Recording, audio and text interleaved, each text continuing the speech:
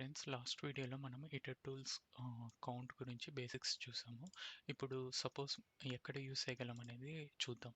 Suppose మన దగ్గర ఒక లిస్ట్ ఉంది XYZW అనేది. సో ఈ లిస్ట్కు మనము దాని ఇండెక్స్ వాల్యూస్ కూడా యాడ్ చేసి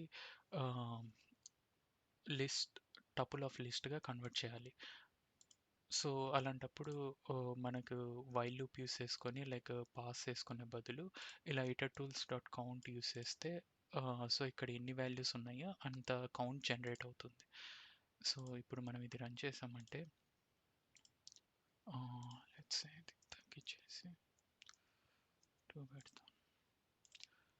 సో ఇప్పుడు మనం ఇది చూసామంటే లైక్ 0కి బై డిఫాల్ట్ కౌంట్ అనేది లైక్ 0 నుంచి స్టార్ట్ అవుతుంది కాబట్టి so 0 X next count 1 increment అయింది, డిఫాల్ట్ 1 ఇంక్రిమెంట్ అవుతూ వెళ్తుంది కాబట్టి నెక్స్ట్ 2 వచ్చేసి జీ, 3 వచ్చేసి డబ్ల్యూ. సో జిప్ ఫంక్షన్ అనేది like count iterable and value ఇటరబుల్ని ఒక టపుల్గా జనరేట్ చేస్తుంది.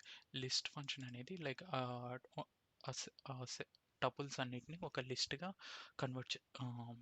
స్టోర్ చేస్తుంది. Thank you.